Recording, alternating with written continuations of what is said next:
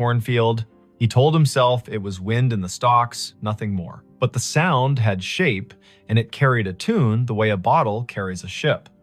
It rose up from the edge of the north field just before midnight, thin and certain, 3 notes first, then a run, then a pause, that felt like a person making room for breath.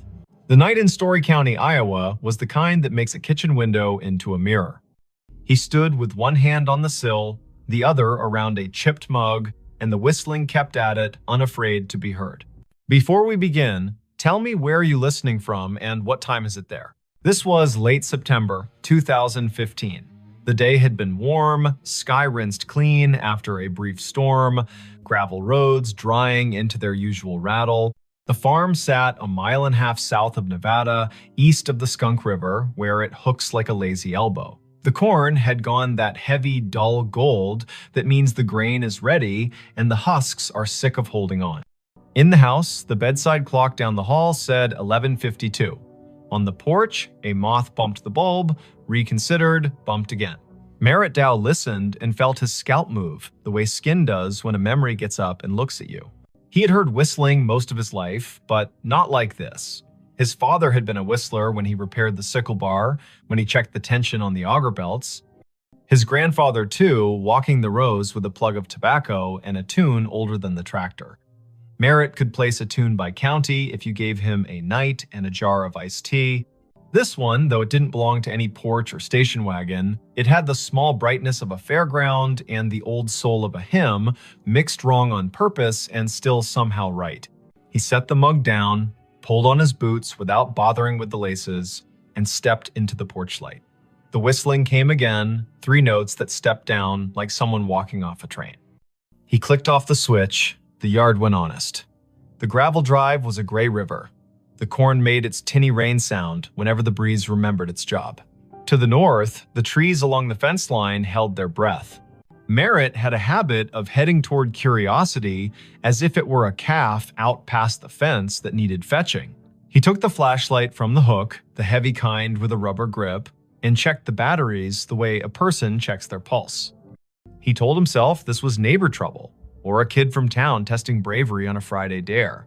He told himself this was what the night does to grown men when sleep holds them by the elbow and then lets go. He told Dinah, the old collie, to stay. She licked once, turned in a tight circle on the porch rug, and stayed. He crossed the yard, past the big maple that had survived lightning by pretending it hadn't happened, and stepped onto the headland by the north field. The first row took him in like a store's door chime. The stalks were tall and dry, leaves bent into knives. The ground was soft from last week's rain and held his boot prints as if for reference. He waited for the whistling. It came from farther in now, or the rows had changed the way sound bends when it's forced to choose a path. He chose a path. He took row 18, the one that ran with the slight slope and the way water teaches roots to drink. His father had run the planter careful this spring, GPS straight when the signal behaved, by eye when it didn't. Row 18 should have held like a rail. The stalks pressed against his sleeves. The flashlight beam drew clean wood into the dark leaves, bleaching white, silk like old hair, dirt a puzzle of last year's husks, and this year's pennies of mud. The whistling stopped. He stood still. His breath sounded like someone else's in the mask of leaves. He tasted dust. He listened until listening felt like a rope he had to keep from dropping.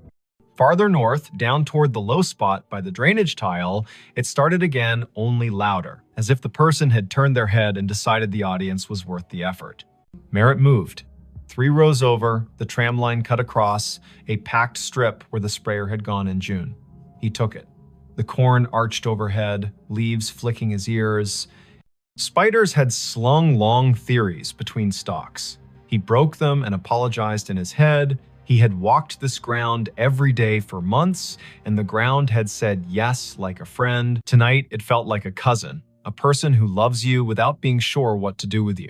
He reached the low spot. The field dipped and turned its face toward the tile that ran down to the ditch. The air was cooler here, lined with the smell of black earth that keeps secrets for centuries, because that's what it was paid to do. The whistling had gone softer. A trill rose up like someone trying to make light of an apology. Merritt swept the flashlight sideways. The beam caught the blue reflection of something small and glassy. He crouched. A marble. Blue, with a pale ribbon curled inside, half under a leaf. He touched it with one finger and felt the way glass feels when it learned patience waiting inside a pocket for its chance. He stood, and the beam hit another, green this time, lodged at the foot of a stalk. He put them both in his shirt pocket without thinking which pocket meant past and which meant present. "Hello," he said. The field appreciated the effort, if the small answering hush meant anything. He wasn't the kind of man who called out names into a place that did not have names to call back. He was the kind of man who waited and then took one more step, the way you do with cattle that have decided the gate is optional. He took one more step. The ground had a memory. His boots sank an inch, then two. He pulled up. The mud let go with a sound like a low laugh. The beam found a scuff in the soil that wasn't his. It had rained the day before, a polite rain that brightened the world and left. Tracks should be fresh. This mark had a sharpness to it he didn't like. He aimed the light again. The scuff came to a point. Not deer, not raccoon. A toe of a boot slid sideways and corrected because the body above that boot had decided to remain upright. The field held that story and did not mind telling it. The whistling kept on. It moved east. Merritt moved too, allowing the rows to push him into the old waterway nobody planted because it cost more to argue with a ditch than to go around. He hit the bank and paused. The sound was close enough now to feel the mouth that made it, the slight wet at the end of notes, the breath through teeth. Above the ditch, on the fence line, a scarecrow leaned into the moon like he had been invited. Merritt had dressed him in a flannel shirt in July to keep the birds from laughing outright. Now the shirt's checks looked like an argument. The hat had blown off sometime in August. The steak had a twist in it the way wood does when it was alive and insists on a personality after. The scarecrow whistled. Merritt's body did not move in the way of cartoon men. He did not jump. He did not fling the light so hard the beam went to the stars. He stood, the way a person stands when what he sees insists on being nothing but what it is. He put the light on the scarecrow's painted mouth. The paint was flaked, the smile wrong on purpose. His father's old gloves were nailed to the crosspiece, fingers bent into permanent work. The straw at the neck had learned the shape of wind and refused to unlearn it. The tune came again from behind the scarecrow, clipped by fence wire and field. He played the beam along the fence. This line had been his grandfather's. His father had repaired it across 3 winters, one staple at a time, using a hammer that had bent 100 nails and 100 more. Tonight, a single strand lay loose between posts, a neat cut at shin height made by someone who liked clean work. Beyond the fence, the other place. Neighbors in the country are closer than people in town and farther away. The acreage to the east had belonged to the Kesslers once, then to the bank, then to a man who installed irrigation pivots with a speed that made the county whisper. Then it's Saturday. The pivot circle kept a gargoyle symmetry in the daylight and turned to bones at night. The whistling came from inside that circle, not far, an invitation or a dare. Merritt climbed the fence by habit and dropped into the tall, ragged grass beyond. His flashlight skipped over metal. The pivot tower rose where the corn had been cut early for silage. A ladder led up to a catwalk that had not been used since a summer of drought and cheap diesel.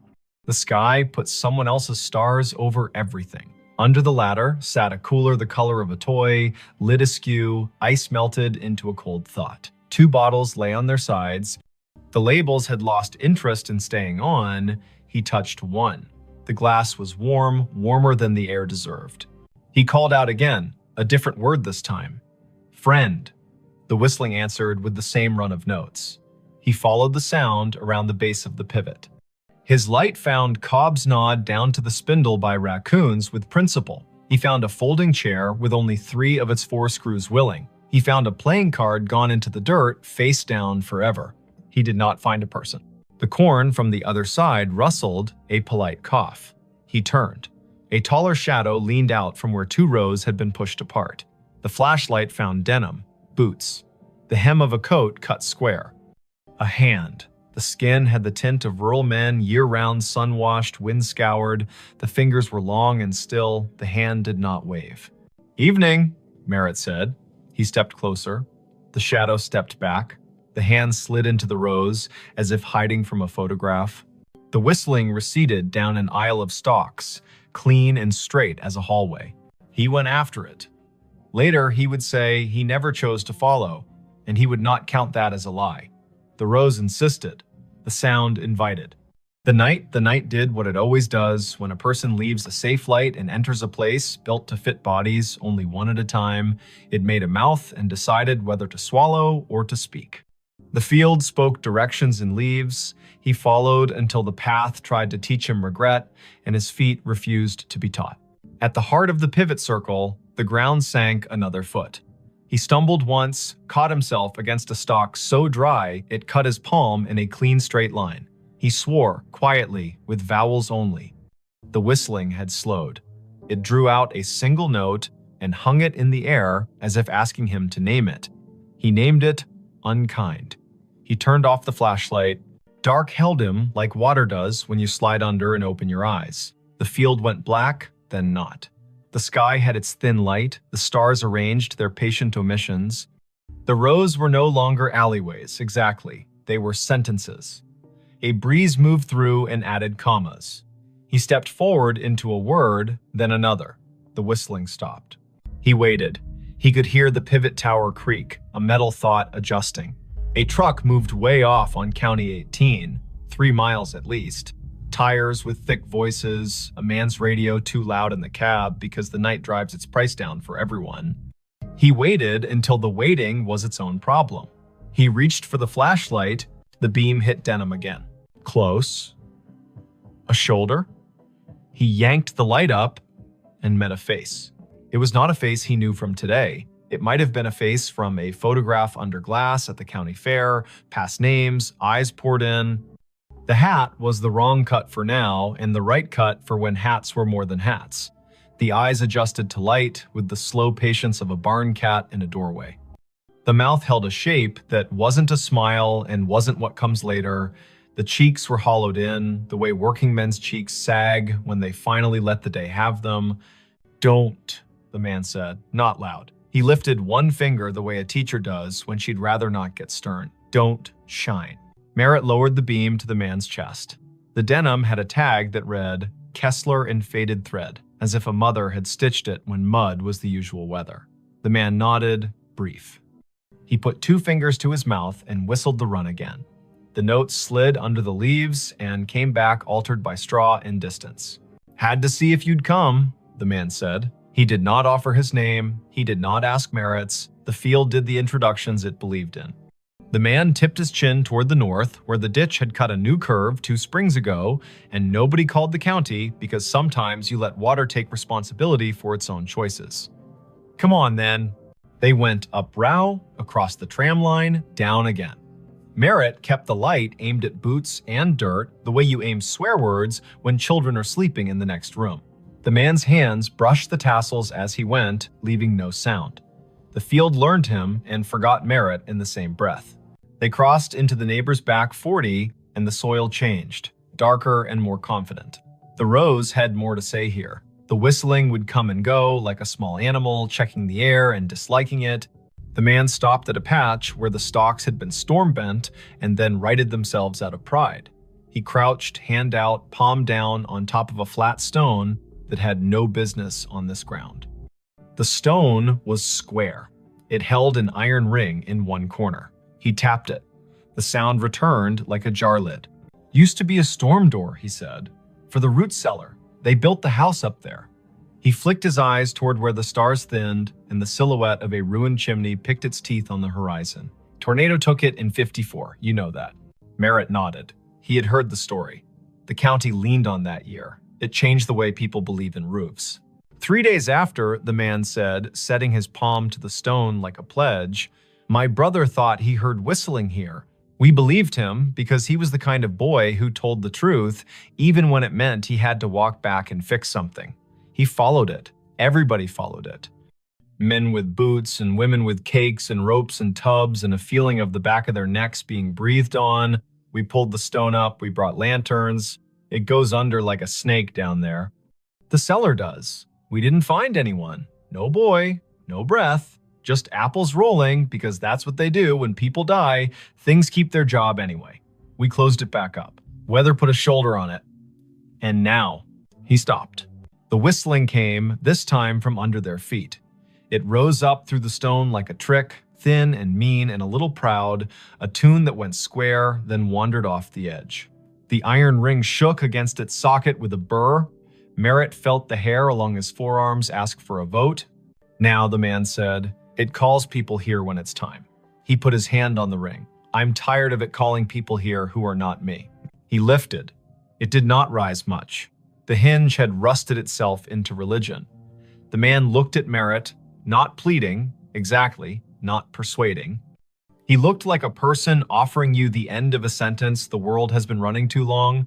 Merritt set the flashlight down on its base and got his fingers under the corner.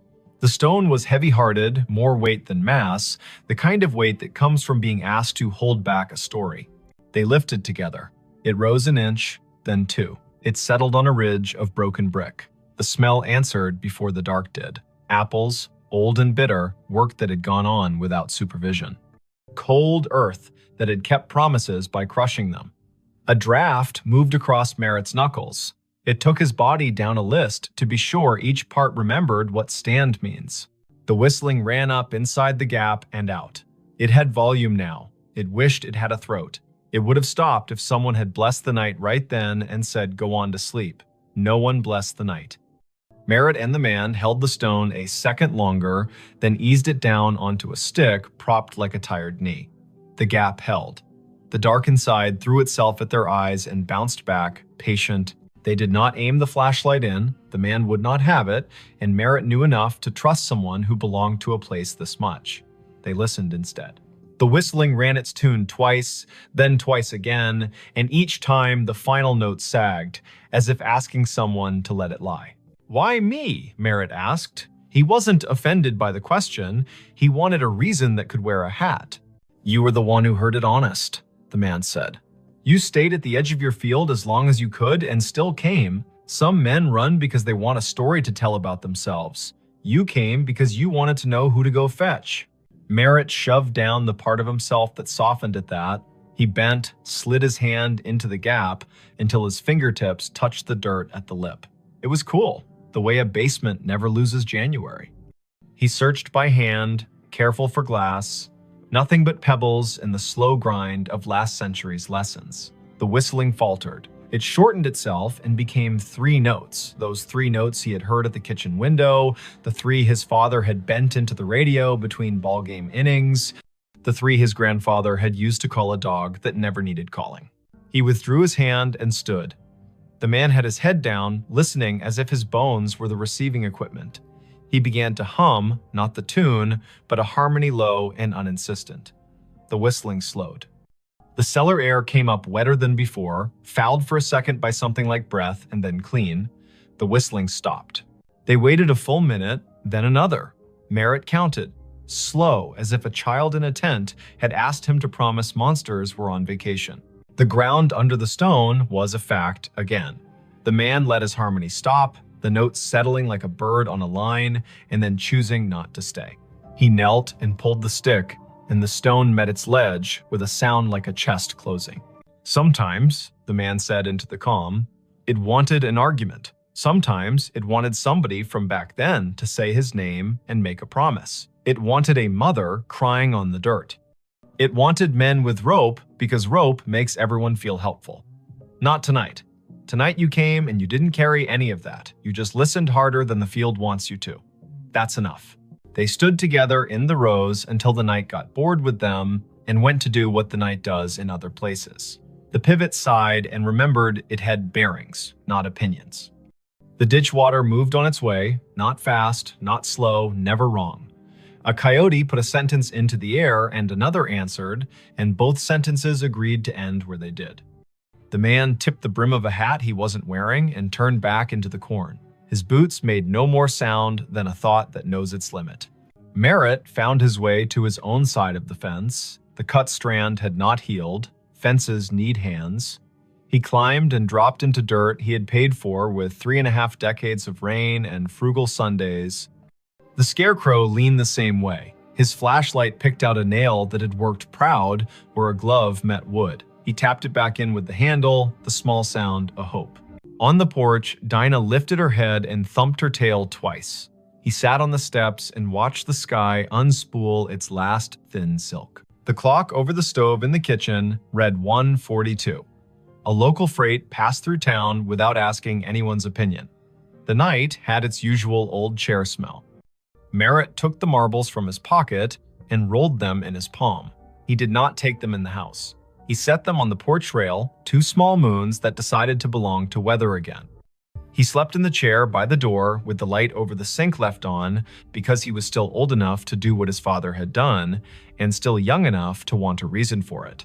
In the morning, his neighbor from across County 18 pulled into the drive with the casual angle of men who do not use turn signals because everybody already knows where they're going. Otho Vale had the kind of face that had learned to tolerate sunlight and other people's plans. He stepped out, looked toward the north field, then at the porch where the marbles caught the first slant. He paused. "Thought I heard it last night," Otho said, as if they'd been in the same dream and had already agreed on the parts to keep. "I didn't come. I was afraid if I went, I'd bring the wrong thing with me. You go." "I went," Merritt said. He poured coffee into a cup that had chipped the day his daughter drove away, with her car full and her eyes wider than they had any right to be. He handed the cup down. "There's a stone out there. You know it." Otho nodded.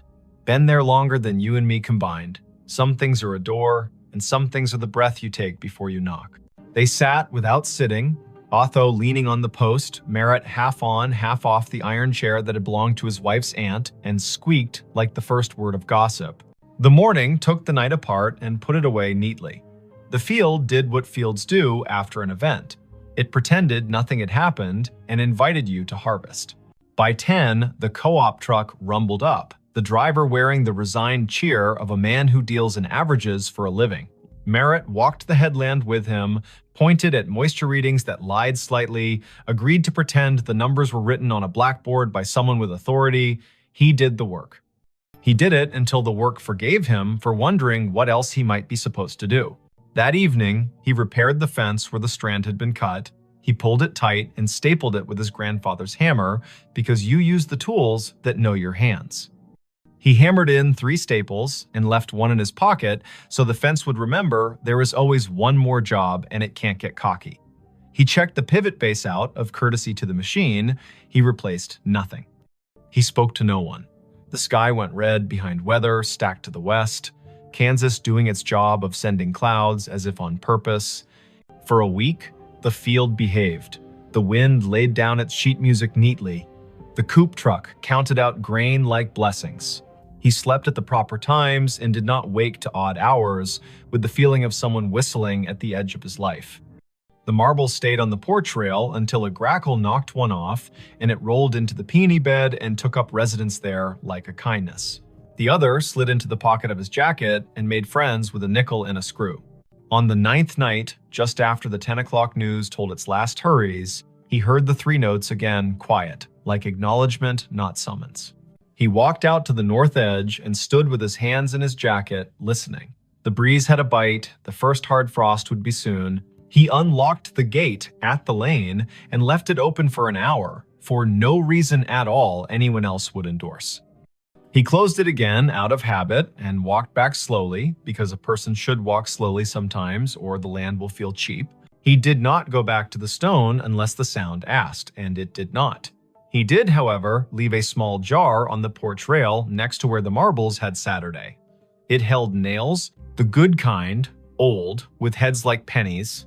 Every day when he came home, he put one in his pocket, and every day when he went out after supper, he took one back to the fence line and put it in a coffee can under the scarecrow's torn shirt. Nobody told him to. He liked the weight exchange. He liked that fences need reminding and that the world is not improved by a man who ignores a slack line because his thoughts are more interesting. October reached both hands across the month and pulled. The trucks came and went. The harvest went well enough that he stopped thinking about what could have been if it had rained 4 more afternoons in August. He slept, he woke. The whistling did not return in any way that made him leave his chair. He began to tell himself he had imagined a portion of it, as a man will do when a thing does not ask for money or apologies. Near Halloween, his daughter called from Cedar Rapids, a night shift at the hospital, voice folded with fatigue and the kind of joy that remembers to leave room for the day. He told her about the fence and the harvest and the brakes squeal on the auger wagon that he had decided to live with until January. He did not tell her about the cellar. He would, maybe, when she brought the little boy down for Thanksgiving and they stood by the ditch and talked about frogs like a miracle. He would, maybe, if the field asked them both. In late November, after the last corn went into the bin and the bin talked in its sleep, the county put on its winter color. The field showed ribs, the ditch showed its honest bottom. The wind took one of the scarecrow's gloves, and Merritt did not replace it because some things are beautiful at half done. He walked every line of his ground one afternoon with the sun low and the temperature willing. At the fence, by the pivot circle, under the coffee can where he had been giving the fence its nails, he found a small thing. A train ticket for a child, maybe, not used, edges scrolled by, damp and patience. The print read, Nevada to Ames, 2 bits. He turned it over. On the back, someone had written 3 notes the way some people know and others never will, little ovals marching up and down a ladder of lines. The ink had migrated slightly into the paper, the way memories do in older heads. He put the ticket in his pocket with the nickel and the screw and the marble that had refused the peony bed. He looked toward the stone without moving his face much, because a person does not want to give a field reason to brag. He said thank you into his jacket as if the cloth were a helper. He walked home. Winter did what it does. It scoured the county down to the essentials. It made the roads into suggestions and the kitchen into a chapel. It put the sound of the furnace into his bones and the number of snow shovels in the garage into a bigger argument than necessary. The whistling came once or twice in a blow that turned the mailbox into a hooded thing, and when it did, he stood at the window and let it be. The way you let a neighbor sing one verse of a song you only half like because he is your neighbor, and you hope the reverse is also true. When spring returned, hesitant and then reckless, he walked out to the stone once in daylight. He stood there like a person does when he's about to open a letter he has already read. He put his hand on the iron ring, and the ring chose not to move. He felt only cool metal and the idea of a door. He said the name of the boy he thought must have once practiced whistling there, not loud, not soft. He thanked the man with the Kessler tag for nothing and for everything. He went home and planted, because that is the part of the story a farm writes to remind itself the ending belongs to the ground and the beginning belongs to the same. If you ever hear 3 notes carry clean from a field at midnight, and you are the kind of person who can tell the difference between wind and a message, remember this. The first step into the rose is a promise. Don't make it if you intend to perform yourself for the dark. Bring only your boots, your breath, and your willingness to be the person who will go fetch, not the person who will tell about fetching. Don't shine your light straight into old places unless someone who belongs to them asks you to. Lay your hand flat on what needs closing. When a tune that has wandered too long finds its last note, let it. When a door that has been heavy learns again how to rest, do not hire that door for different work. There are states where cornfields wear their ghosts like belts. There are ditches whose water knows the names people set into it. There are stones that have been held down by weather and held up by stories. There are men who can whistle and men who cannot, and both kinds do well if they listen. And sometimes, in a county that owes as much to wind as to family, a man with a flashlight and an old dog asleep on the porch will follow a tune into the rose and come back, having left something that doesn't need his hands anymore. When he sits down again, the chair will squeak in the key the field prefers. The kitchen clock will softly argue with the refrigerator about seconds. The night will soften him on its slow wheel. The next day, someone will wave on County 18 without lifting a hand, and the answer will come back exactly right. And somewhere beyond the line where 2 quarters meet under a fence, a stone will find it easier to be a stone because 2 men lifted it once, together, and then set it down the way the land asked. The hotel room that prints receipts at 17 amperes. M. The first night, the receipt printer woke her. It coughed once in the dark, warmed its little brass roller, and began to spit out a strip of thermal paper that glowed faintly like a cigarette behind cupped hands. The room clock said 2:17 in pale blue digits. Vesper Klein lay very still in bed 5B at the Scissortail Hotel, a brick-walled midtown remnant on North Boston Avenue in Tulsa, Oklahoma, and listened to the tiny buzz and chirp as the machine printed, paused, and printed again, as if it were resuming a conversation it had been having without her for years. Before we begin, tell me where are you listening from and what time is it there? She had checked in late after a client dinner that went long on promises and light on dessert. The year was 2019, early November. The air outside clean after a narrow band of rain slid through, and the sidewalks shone like varnished stage floors. Vesper was 33, a freelance systems tech who patched networks for small hotels that couldn't afford to be down and couldn't afford to hire someone full-time. She traveled with a canvas tool roll, a spare router, a zippered pouch of adapters that looked like a magician's deck, and a mug with a hairline crack she liked to think of as its signature. The Scissortail was her kind of place. A lobby with a brass bell that had learned restraint, a front desk shelf of paperback mysteries for the taking, a night auditor who watched the door like a friend watches a house while you're out of town. He'd been the one to hand her the keycard and the 2-page Wi-Fi map, Quill Penner, printed on a plastic badge, as if the name might be borrowed for the night. Night auditors aren't chatty by design, but Quill had leaned forward when she asked for the room farthest from the elevator. He'd said 5B is quiet most of the time, then paused, weighing whether to add something. He didn't. He pointed at the coffee station and said, "The cinnamon packets are the good ones." The printer sat on the desk under the window, small and stubborn, the kind of ticket machine you see in diners and old theaters. No USB cable trailed from it, which made Vesper grin in the dark because devices without visible leashes are both a challenge and a dare. The narrow receipt paper advanced in 2-inch bursts. The room smelled faintly of dust and citrus, the ghost of cleaning solution, and something else warm plastic maybe, or the metallic tang of heat on a coil. She slid out of bed, toes finding the rug, shoulders remembering every winter morning she had reached for her hoodie before her thoughts. The window showed a slice of downtown in sodium yellow, a parked truck with a tarp that breathed a little in the wind, a streetlight haloed just enough to be kind. She stood over the printer and watched it work. The top of the fresh strip read guest ledger at the margin, then a line of text that made her blink. Check-in, Harlan Row, rate $14.50, room 5B arrival, the 12th of October, 1958, comments, 2 pillows only. The paper was unbrowned, the font bold. She knew thermal stock fades to beige with sunlight, goes blotchy with time, and curls if you leave it near a vent. This looked new, but the data was from a year you had to say out loud to make it believable. The printer hummed again and produced another line. Check-in, Odetta Meyer. Rate, $12, room 5B. Arrival, the 4th of May, 1957. Comments, traveling with songbooks. She tore the strip and laid it flat on the desk, then pressed a finger to the cool plastic of the printer, as if touch might confess what the eye couldn't. The machine did not shake.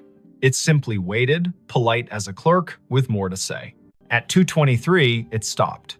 A little green light near its only button winked twice like a made-up code. Vesper set the paper on a coaster, lay back down, and stared at the ceiling where the streetlight's slatted glow made a grid like a rehearsal. In 2 minutes, the heater clicked, the mini-fridge answered with its own throat clearing, and her body did the sensible thing it does when a problem cannot be solved and the hour is improper, it slept. Daylight always rationalizes the night. Vesper showered, dressed, and went downstairs with questions arranged in her mouth as if they were items on a parts list. Quill stood behind the desk with a pen balanced across his knuckles like a small seesaw. Room 5B printed receipts at 2:17, she said, like a person reporting a minor plumbing miracle. She slid the strip across, he read it, eyes moving left to right once, then again slower. He did not touch the paper, as if touching would make him complicit in whatever time wanted. He leaned in. You know how old buildings have old anchor points. You hang a new painting, but the wall still remembers the nail. He lowered his voice. That room was a manager's office back when this place was the Francis Motor Lodge. They kept the ledger in there, typed out receipts on a half-width machine bolted to the desk. At close, they printed a roll of check-ins for the night, tore it, and rubber-banded the strip to the hardback ledger. Quill tapped the counter. Once, twice. I've heard the story since I was a kid, but the machine in that room was long gone when the Scissortail bought the building. That, he nodded toward the strip, is a thermal ticket printer from the last decade. We put it in to spit bar tabs during wedding weekends. He smiled without humor. The bar's downstairs. He told her what he knew, which was more than most people get for free before 10 in the morning. 2 nights a month, irregular but stubborn, the printer in 5B came alive at 2:17 and printed names from when the room was an office, and the office took cash, and the cash came with a handshake, and sometimes a song. Housekeeping had tried unplugging it, but the little machine held on to its paper and its green light like a dog holds a ball. Engineering had replaced it with a new unit. The new unit learned the trick too, as if the wire in the wall had a voice. Once, a manager put the printer in another room. It printed in the other room. At 2:17, Vesper asked the question an auditor would ask, "Why 2:17?" Quill lifted a shoulder. Night audit on the old system rolled at 2. The manager, a woman named Adelaine Merritt, he wrote in her diary, he gestured toward the wall where black and white photos of the old Francis hung in frames. The audit took 17 minutes most nights because the room charge calculation was slow. He winked, a habit to soften hard edges. That's what the Haunted History Tour says anyway. My grandmother worked housekeeping here in the 60s. She said Adelaine was the kind of woman who could silence a room by looking at a clock. Quill slid the strip back to Vesper. I don't put much stock in anything that prints on its own. But I don't stay in 5B either. She laughed, but softly. I'm the right kind of superstitious, she said. The kind that believes in loose cables and also in writing down names.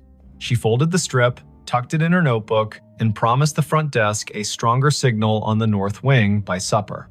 Work made the morning sensible. Vesper crawled into the equipment closet on 5, balanced her laptop on an inverted bucket, and watched packets move in tidy lines across her screen. The Scissortails network roamed like a polite guess slow if you needed it to be fast. Fast if you weren't asking. She pushed a firmware update, tuned channel widths, stood on a chair to re-angle a ceiling antenna the way you point your head to listen better. Lunch came from a food truck with a chalkboard menu and a line that made the air smell like cilantro and good intentions. She ate on the loading dock, the sun finding her cheekbones and telling her to stop worrying about things no one pays you to worry about. The second night, the printer coughed at 2:17 on the dot. The room's clock, which she had not trusted since it flashed 12:12 after she plugged her phone charger, matched her wristwatch exactly. The printed strip listed names again, 5 this time, each with a rate that made the era plain. Miguel Corrado, Della and Sten Bay, Bellamy H. Cross, Traveling Sales, G. Whitlow. The comments field sometimes added a phrase that felt like a quotation. Traveling with songbooks, baby sleeps light, keep the radio low. She tore the strip and laid it beside the previous one. The heater ticked its approval. She sat cross-legged on the rug, laptop open, the printer's power cord draped across her thigh. If it's a room ghost, she murmured, it should ignore me. If it's a network ghost, I may as well listen. Her laptop saw the printer as a simple thing on the subnet, a networked ticket device with a default login and a queue history that should have been empty and wasn't. Vesper scrolled. A job log rolling back months logged exactly 2 entries each night with the flag source, Legacy. Someone had written a silly little module into the Scissortails aging property management system, a module that echoed old file structures for nostalgia tours during October. She'd seen that kind of thing done for fun. But this module contained descriptors she didn't recognize. Ledger spool, carriage return key, ribbon jam. These were words from a different machine. The audit program triggered at 2. The ghost queue called itself at 2:17. She checked where it pointed. The path wasn't a path, it was a device ID that didn't match any modern naming scheme. She pinged the device. No answer. She traced the MAC. The vendor code came back to a company that died before the internet had central registration. That made her skin feel too tight. In the morning, white coffee cups clacked, and the lobby television played low, the weatherwoman pointing at a band of storms where storms like to form.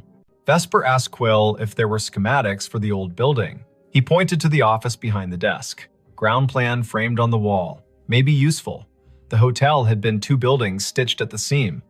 The Francis Motor Lodge on the east, a narrower annex that used to be a savings bank on the west, joined by a flyover corridor at 3 and a clumsy arch at 5. Room 5B sat where the old bank manager's office once had been, according to a penciled note at the edge of the plan. There, a scrawl, printer niche, in lighter pencil, spare line to basement. Quill warmed to the problem the way night auditors do when daylight invites them to be citizens. He called maintenance. A man named Orson arrived in a polo with his name stitched in blue and a toolbox that had its own opinions. Together, they moved the desk in 5B 6 inches and then 3 and exposed a painted-over conduit hole at the baseboard with a thumb-width chase running down into the wall. Orson whistled between his teeth. "That's no Romex. That's armored cable from a generation that believed steel could keep time." He tapped the baseboard with the handle of his screwdriver. It answered with the hollow ring of an old closet. In the basement, they found the closet where the spare line went to not exactly die. The air was colder down there, humid the way the past is humid. A metal cabinet stood against the wall, padlocked, a gray panel humming like a neighbor practicing scales. Orson tested the lock with a pick he swore he hadn't lost. The door swung open. Inside, another little printer sat, twin to the one upstairs, its power indicator dark, its paper roll neat as a submitted term paper. A thin cable ran from a bracket down into a conduit box with 2 stories to tell.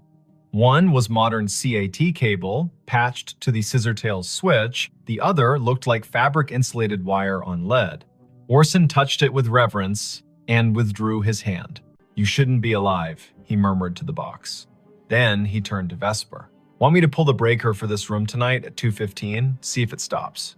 She shook her head before she quite knew why. The motion felt rude. "Let me listen once more," she said. "Then, if it's a loop, we cut it." The third night, nothing is supposed to happen. Patterns prefer 3 as a way to make you distrust them. Vesper made tea in the room kettle with the cinnamon packet Quill had sworn by. She texted her brother a photo of the printer and a caption that read, "Haunted Bar Bill." And he sent back the shrug emoji that meant, "I love you, but weirdness is your brand." At 2:17, the printer began, but this time the sound rode a breath of air cold enough to raise her arm's small hairs. She stood close enough for the paper to curl against her knuckles and read each line as it arrived. Check-in, Adelaine Merritt. Rate, comp, room, 5B. Arrival, the 12th of October, 1958. Comments, night audit. She reached for the strip and her fingers trembled, mildly, like a person handed the microphone at a small funeral. The machine whirred without printing for a count of 6, then resumed, the font just a touch lighter. Check-in, Quince Palmer. Rate, $9.50. Room, 309. Arrival, the 12th of October, 1958. Comments, meeting at dawn. The room held its usual choir, fridge, heater, hallway, ice machine. 2 turns down, but behind it all, she heard a soft clicking. Not printer, not clock. Keys. The slow press and release of typewriter keys. Somewhere not in the room and not far enough away.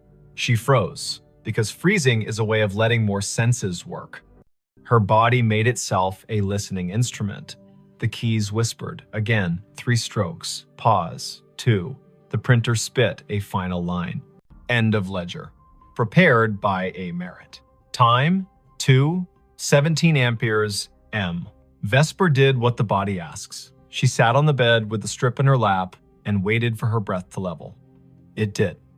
The heater ticked, the fridge purred, the typewriter stopped pretending, the sound folded itself up and slid under the door. She slept because being a person who works with systems means you've learned to stack your fear on a shelf when there's nothing urgent to do with it. Morning turned the printer into a device again. She took the strip down to the desk. Quill stared at the word comp and the name he had heard his grandmother say on summer porches when the heat wanted out of the day. He asked to borrow the strip to show his manager, a woman with the fast walk gait of someone who plans 2 days all the time. The manager's name was Letha Croft, and she looked at the strip like a problem that could be solved with a memo. She was polite and firm. "We have tours on Fridays for the people who want goosebumps," she said. "We prefer to keep the goosebumps from rewriting our Google reviews."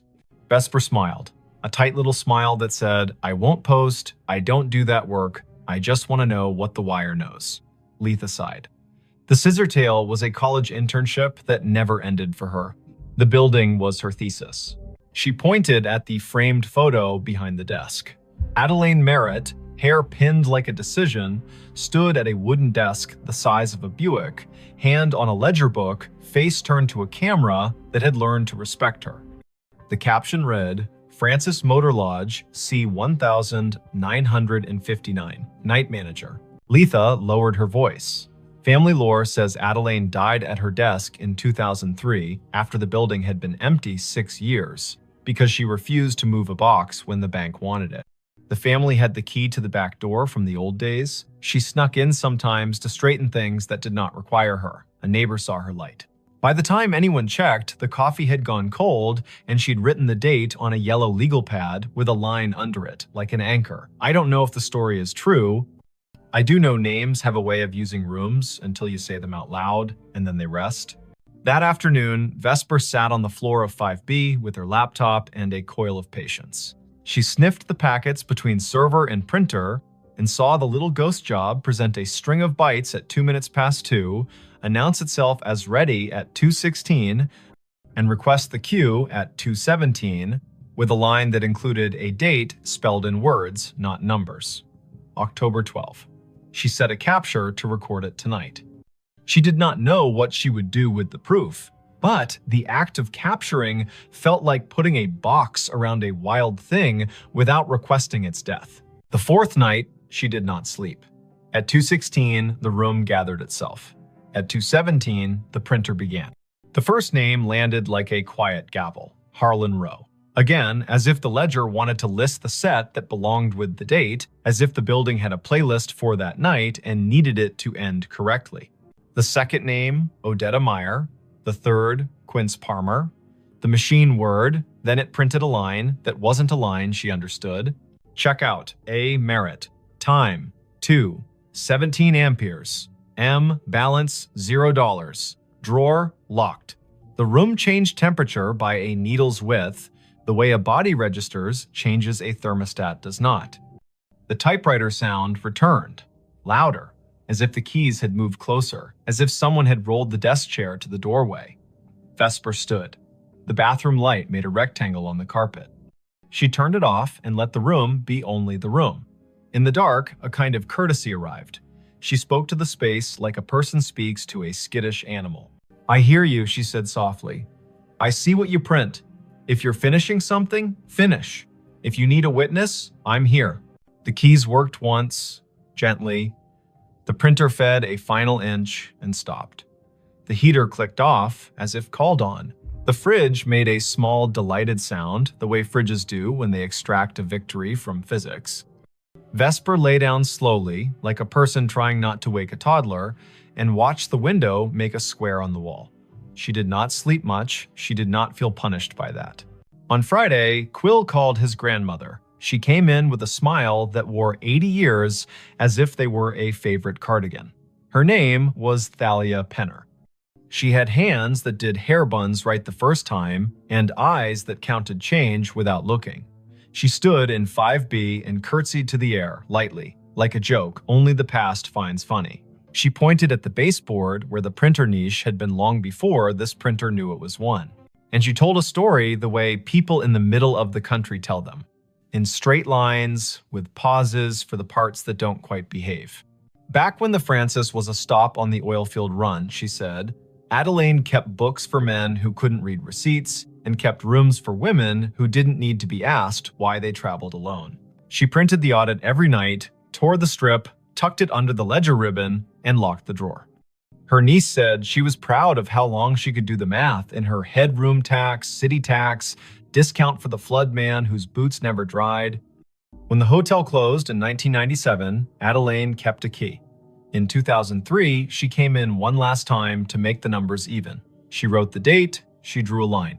She put her hand to her chest like she was looking for a pen and fell as neat as folding a shirt. The firemen took 10 minutes to arrive. I put flowers on the door, and then the bank put a new lock on the door, and then time put dust on the lock and years on us all. Thalia reached out and touched the printer as if it were the hem of a dress in a department store window. Adelaine believed in drawers that closed, she said. It sounds like over again at 2:17, she gets to do that part, finish the roll, tuck it in, say goodnight to accounts. She is the kind of woman who would find that worth doing. Vesper spent Saturday building a workaround that no manager had asked for and no ghost could be fooled by.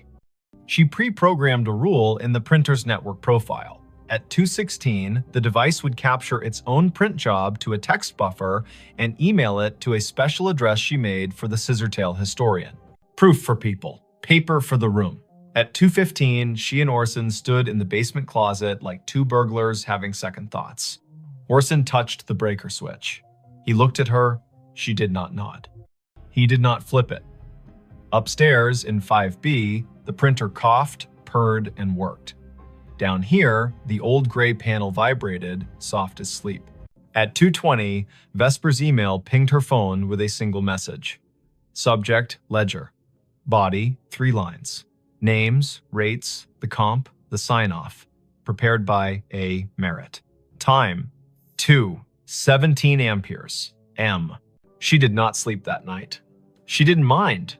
She lay on the bed, hands behind her head, and watched the room recede from what rooms are in daylight containers, shelves, angles, and become what rooms are when you let them be churches. Limits, repetition, silence between notes. She thought about drawers, about the way her work was mostly closing things in the right order so strangers could open them and recognize what they saw. About how a hotel is a machine for forgiving you for not being home.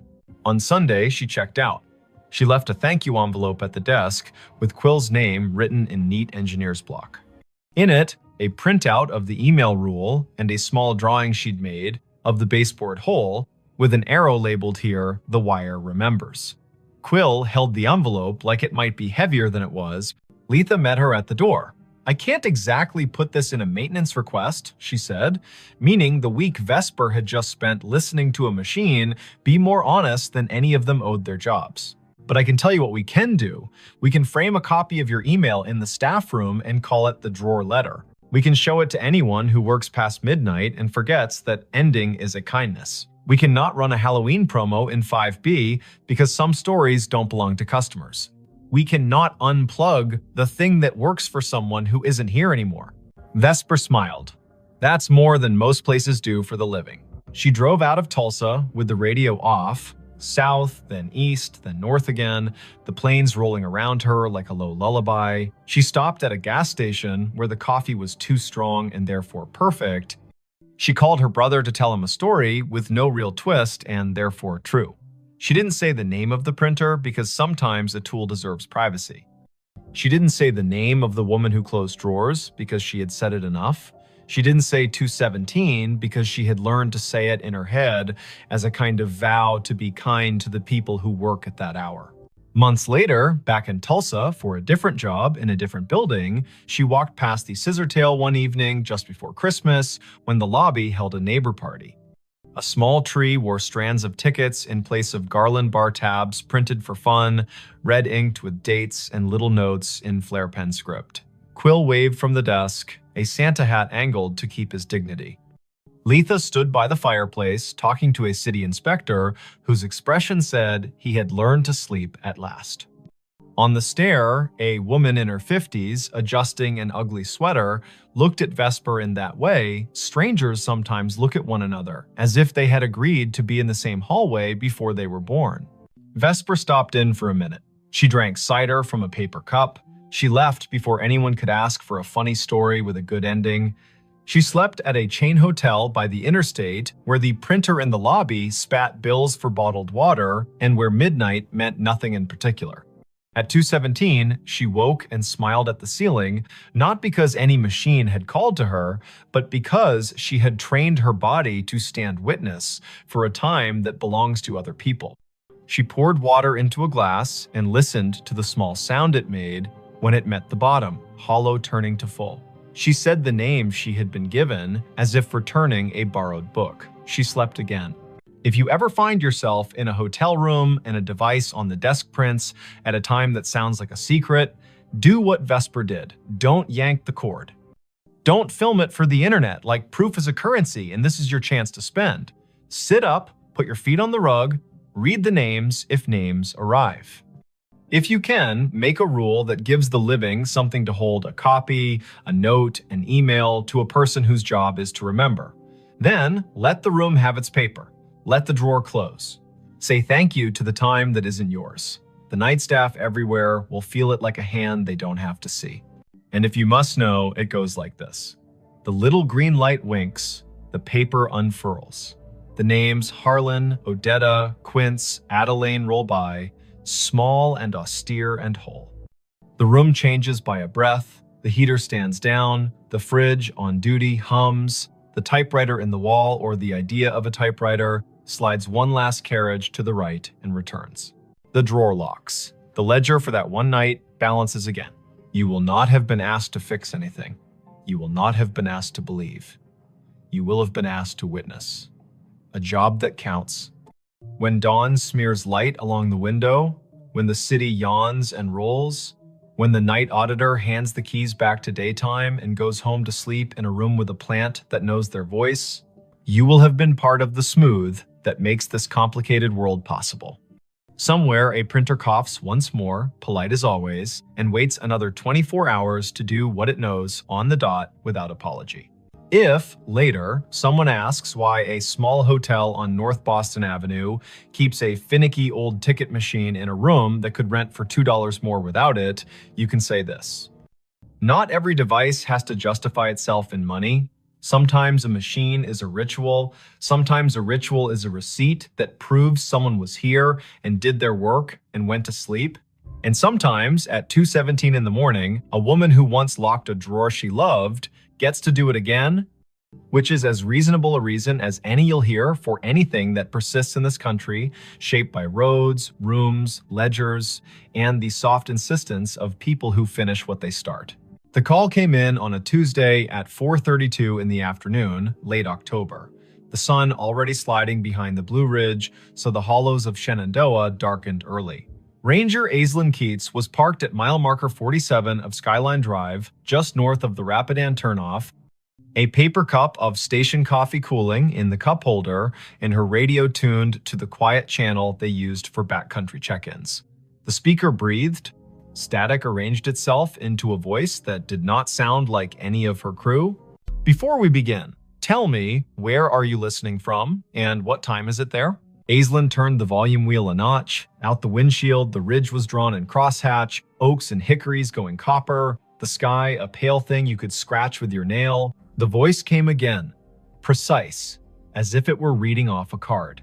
Fox Hollow base to any unit on the east slope, child missing, male, age 8, name Harlan Whitcomb, last seen near the Old Stone Spring House above Corbin Run, weather degenerating, Hurricane Hazel expected to push in, winds rising, request all available, time is 16:30, October 14, 1954. The radio clicked off into snow. Then, faintly, the same message, identical down to the breath before the name. Aislinn stared at the handset. Their base was called Piney River Dispatch. Their tower names were Pinnacles and Hazeltop and Big Meadows. No one in the park had used Fox Hollow for decades. Her training cracked its knuckles. She keyed the mic. Piney River to unknown unit. Say again. Who is calling Fox Hollow base? Silence laid itself over the car like a thin blanket. Beyond the glass, a crow moved from one bear snag to another as if demonstrating a diagram. The wind was a steady push from the southeast. Hazel. The word gave the hairs on Aislinn's arms ideas. She stepped out and let the door swing shut. The air had that warm edge you get before a storm that started somewhere else. Leaves chased each other along the asphalt, then lay down. In the trunk lay her day pack, a spare radio, and a copy of a paper map creased along the places everyone folds them. She slung the pack, checked battery levels, turned the spare to scan. The main radio kept its sulk. The spare found chatter from Big Meadows about a flat tire near Lewis Mountain, then returned to quiet. The old voice did not return. Aislinn keyed in to dispatch. Piney, Keats at 47. I caught a transmission, sounds like a vintage call. Reference to Fox Hollow, child missing near Corbin Run, date October 14, 1954. Could someone check the archive on that, see if we have a historical incident report? The dispatcher was a steady woman named Karen, who did not make noises she did not need. Copy, Aislinn. Stand by. Aislinn leaned on the hood and looked east, where the hills tumbled like knuckles, all green and copper and shadow. She had worked Shenandoah 5 seasons. She knew the way the ridges spoke when you asked them right. She also knew radios lie sometimes, bouncing off ducts of temperature and skipping across layers of ionized air like stones. She had heard voices from fire towers that had been torn down before she was born, and a farmer yelling to his brother on a frequency no longer assigned to anyone. She had never heard a date pinned to a hurricane whose name lived in the county's memory like a scar. Karen came back. We have a typewritten Keats, Incident 1954-H, filed at Piney River. Hurricane Hazel, multiple rock slides, a missing person in the Corbin area, that name you gave. It is a cold file. It does not say recovered. I repeat, not recovered. No remains located. Not closed. Aislinn pressed the radio to her shoulder until the plastic complained. Copy. Can you send scans to my phone? I'm heading down to the Corbin Run access. If anyone else is close enough to meet, let them know. There was a pause, a little breath that was not static. Karen's voice softened a shade, the way people do when the past finds a way to ask for your time. Sending now. Watch your footing, the trails are a mess of marbles with the leaves down. Want Dupre from Hazeltop on, stand by. Affirmative. Aislinn slung the pack across her back and looked once more at the ridgeline. A truck from Fleet rumbled past, the driver lifting 2 fingers off the wheel in that rural benediction. Clouds had started as a rumor and were now themselves. The Corbin Run access was a gravel pull-off hidden beneath tulip poplars that had learned to whisper. Aislinn eased the truck in sideways and cut the engine. She took the trail with her boots, making small promises to each rock. The stream voiced itself down the hollow knit of last week's rain and this afternoon's melt of a single stubborn snowpatch in a shadow under a ledge. The map told the story of the lower springhouse, a square of stones where water had been convinced to behave. Above it, a ledge with a scatter of quartz chips, the leftovers of older hands doing older work. Aislinn kept an ear on her radio and the other on the creek. She caught the place where trail forgets itself and becomes deer. She found the old springhouse, its stones asking to be counted. She touched the edge of the low wall with the kind of gentleness reserved for quilts and engines. She did not say the boy's name. The afternoon pulled its shoulders in. The radio breathed again. Same cadence, same careful voice. Fox Hollow base to any unit on the east slope. Child missing. Harlan Whitcomb. Last seen near Stone Spring House above Corbin Run. Weather degenerating. Request all available. Time is 16:30. October 14, 1954. Aislinn shivered in the warm air. Her eyes went to the spring house and its square of shadow. She moved the beam of her headlamp across the stones, not because she expected to see anything, but because light can sometimes rewrite a sentence the land is trying to say. The beam found a length of rust, half buried in the moss, along the back of the foundation, thin as a butter knife, with a clip and a circle at one end. She crouched. A whistle. Army surplus, by the look of it. She teased it free, the moss unwilling to let it go. The metal had pitted and softened into a river-colored thing. She wiped it once against her sleeve, then regretted the act. Her radio clicked and made a sound she had not heard in years. A squelch from another era. Karen came back on. Keats. Dupre is on the way from Hazeltop Tower, 20 minutes if the drive is kind. Archives show the boy was last seen by his father near the spring house, yes. The father left him to fetch his jacket from the car. Weather shifted, heavy gust pushed through, child gone when he returned. Tracks lost near the ledge above the run. 2 days of cruise, then Hazel brought the flood and they stood them down. The file has letters from the mother, 2 years after, asking if anyone found anything she could hold. Answer stamped no. Aislinn looked at the whistle in her hand, then at the spring that fed the run. The water wore a sheen of leaves thin enough to count. She keyed the mic. Found a whistle near the spring house. Will bag it. Doubt it has any forensic value after 6 decades, but a photograph might matter to someone. As she spoke, a figure eased out of the trees upstream. A man in the brown and green of a ranger uniform, but the cut of it was wrong in a way you can feel, even if you do not have the words. The shirt had pockets like ideas, the hat sat stiff as a rule book, he carried a strap radio that looked like a lunch pail with an antenna. He exhaled, then stopped when he saw her. "Ma'am," he said. There was a formality in the syllables, like church on a day that hurt. "We're sweeping the east slope." The boy's father said he was right here. He pointed at the stones, as if pointing could anchor the earth. Aislinn stood very still. The man's face had the smoothness of someone who had not yet had reason to learn what whiskey was for. His name tag said M. Elwood. His shoulder patch bore an American shield with a tree she did not recognize. He glanced down at her radio and then at the whistle in her hand. "You with us?" he asked. "You with Fox Hollow?" Aislinn's throat did the dry swallow of a person whose mind is faster than her words. "Yes," she said, because yes was easier than telling a man with a lunch pail radio about the word digital. "I heard your call." "Where are your lines?" "At the ridge," he said, puzzled by the question. "We got men cutting sign along the deer trails. We got women at base keeping track of names. The disaster man out of Charlottesville told us Hazel will give us until dawn and then gone." He looked past her to the ledge, his jaw a small square against the warm air. "Mother is at the church in Syria, not the far one, the one with the bell rope that sticks. She keeps asking if he had a jacket. She wants the question to be a fact." A gust moved through the trees on some business of its own. Aislinn felt the air change around the bones of the rocks. The man looked at her again, and the little muscle at the corner of his mouth twitched. "Your radio," he said. "You get this out to anyone else." "Yes." "We have a tower at Hazeltop. They know. Someone is coming." "Good," he said softly. Then he put 2 fingers to his brow, an old salute done halfway because distance is difficult to respect when the ground is asking for more of you. He stepped past her, boots exact on the damp leaves, and moved toward the ledge, listening with his face. He put a hand out as if to feel a draft. His outline lightened as if the warm air had decided he belonged to it. The forest made the sound of a coat hem brushed along a pew. He was gone.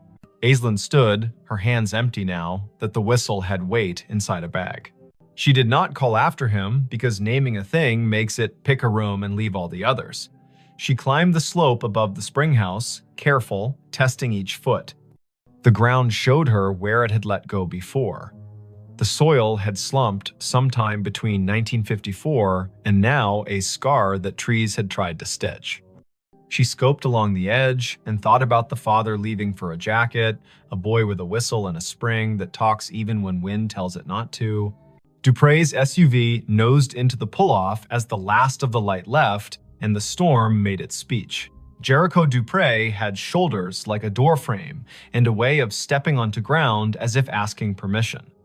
He carried 2 headlamps and a calm that turned wind into a task rather than a threat. "You heard it too," he said, by way of greeting. "I did, twice. Then it came again down at the spring house. I found this." She held up the bag. The whistle swung on its string, dull as an old firmament. He took the bag and looked as if it could tell him how to think. He listened. The wind pushed down the hollow. The radio hissed, then thought better of it. He nodded at the ledge. "If it were mine to write," he said, "I would say, slip." The file says, "Gusty before Hazel." A child with a small sense of infinity walks the line twice to see if the sound changes along the water. It does. He steps where the deer stepped, and the hill remembers it owes the river a favor. Aislinn told him about the ranger with the lunch pail radio. Jericho had been in the park long enough to have a story for everything and to respect none of them fully. Fox Hollow was an unofficial name for the old maintenance yard near Syria in the 50s. He said, the way a person does when they are agreeing with the possibility of a ghost to be polite. There is a cinder pad there with the marks of 4 posts, like a tower. The radios would have been handsets the size of a Bible that could make clouds sound like news. People back then wrote reports thick with nouns. They did not trust adjectives unless a man had bled. He held the bag with the whistle for an extra breath. He set it in his crew pocket. They searched until rain made the ground decide to be a different kind of ground. In light from their headlamps, the trees stood at attention, counseling caution. They ran a short line grid above the ledge, more to be able to say they had used the dark well than because they expected the earth to give up a long-ago truth for free. At 9, the radios called them home before the lightning made the argument personal. Karen met Aislinn at the office with a printout. The file had been scanned, crooked, and the edges were black, where the copier had tried to keep history from fraying. The incident commander's name was printed in a firm hand, M. Elwood. A note in the margin had been added later in pencil. Mother moved to Luray in '67, father deceased, no closure letter sent. The pencil note was signed with a small initial A and a dot. Aislinn slept at the bunkhouse with the radio on her nightstand like a dog. She dreamed that paper flapped along a clothesline strung between trees, and she walked the line, reading every letter, her feet lined up on the rocks of the run, the paper turning to leaves as she read. At 3 in the morning, she woke to the noise a storm makes when it finally accepts its job. The world beyond the window went white, then black, then white again. She turned the volume down to half. She watched the rain write gloss on the sill. The radio stayed quiet. At 10, the day pulled itself together into rags. Aislinn drove down to Luray to a blue house where the porch had a swing, and the swing had 2 cushions that had learned how to be rain. She had a name from the file and a phone number that still worked, to her surprise. A woman in her 80s opened the door with the careful welcome reserved for officials who might be good news or could be kind even if they were not. "I am Aislinn Keats," she said, ranger with Shenandoah. "I am here because a storm pulled a thread and we saw where it ran." The woman corrected her posture and straightened the collar of her cardigan as if a story would take her picture. "My name is Tilda Whitcomb," she said. "We did not know how to leave him there, so we stayed. I have a loaf of banana bread that forgot the raisins on purpose if you are the kind of visitor who does not mind crumbs." Aislinn sat at a round table so clean it looked like a rule. The banana bread was honest, the tea was strong. Tilda put her hand on the tablecloth and kept it there as if the cloth would be steadier if it knew she was not going anywhere. She said the name Harlan like a stake you drive into ground so the tent knows where to stand. "He whistled 3 notes, Tilda said. "The tune the train plays when it comes into Luray, because his father used to take him to the crossing, and they would wave at the men who stand like saints. 3 notes, and then he would laugh, because he was practiced at laughing. The wind took the notes and did not give them back. My husband ran to the car, and the sky changed.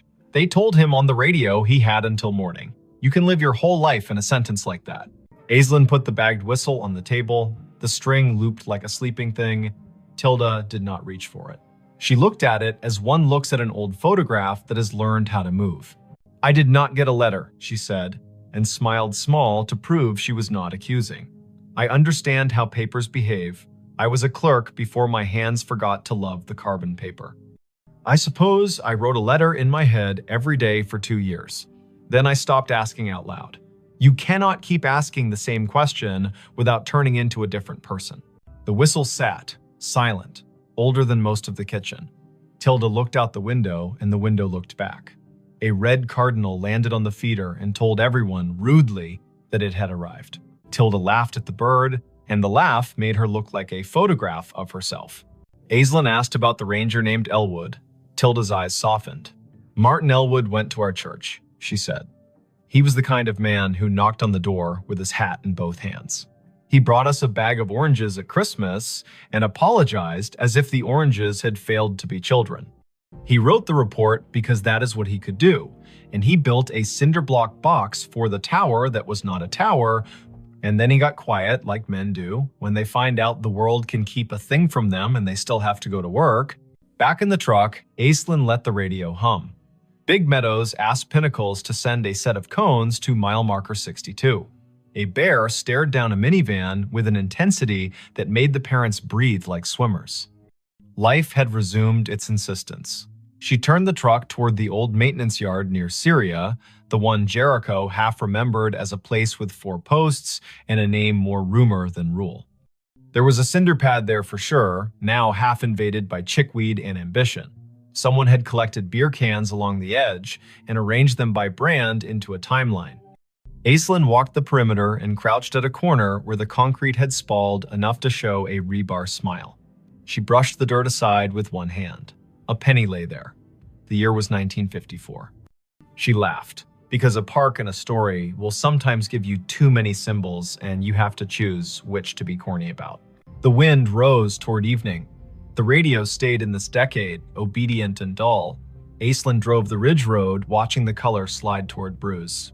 Back at the office, Karen handed her a thin envelope with a stamped return address that made Aislinn's scalp feel like it had learned something.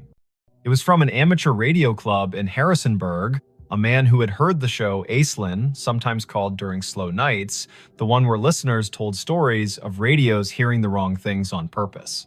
"We pick up oddities when the weather steeps the air," the man had written. "Old distress calls, ham tests bounced off airplane wings, bombers from the 40s practicing. Once, a train dispatch from 1960 rolled through on a rain so thick you could chew it. There are names for this, and none of them explain it. The way I think of it is this: time breathes shallow near storms. If a voice was loud enough once, and the same air returns, you might hear a ghost that is not a ghost. Not dead, not alive, just not finished talking." That night, Aislinn drove down to Corbin Run one last time with a single job. She stood by the spring house and held the whistle. She did not put it to her lips because it belonged to a mouth that had done its work. She set it on the stone in the square of water smell and said a sentence Tilda had given her permission to say. "Harlan, your mother sits with a red bird and forgives the form and the weather. We leave you where you are, not lost now. We know the place that held you. We will name it even if the stone refuses to." Thunder argued with a ridge to the west. Aislinn picked up the whistle, tucked it back into the bag, and snapped the bag shut the way you close a letter you cannot ignore any longer. Her radio breathed and then found words. "Fox Hollow Base to any unit on the east slope. Search secured. Weather has moved us. We will resume when it lets us. Families headed to shelter. If anyone finds a whistle, mark the spot. End of report, October 14, 1954. Aislinn lifted the handset to her mouth and did not speak. The silence she chose felt like respect, not fear. She held the radio until the voice faded into the music of rain. Then she climbed the hill back to the truck. The park wrote its own ending. Winter stripped the ridge to bones. Spring came with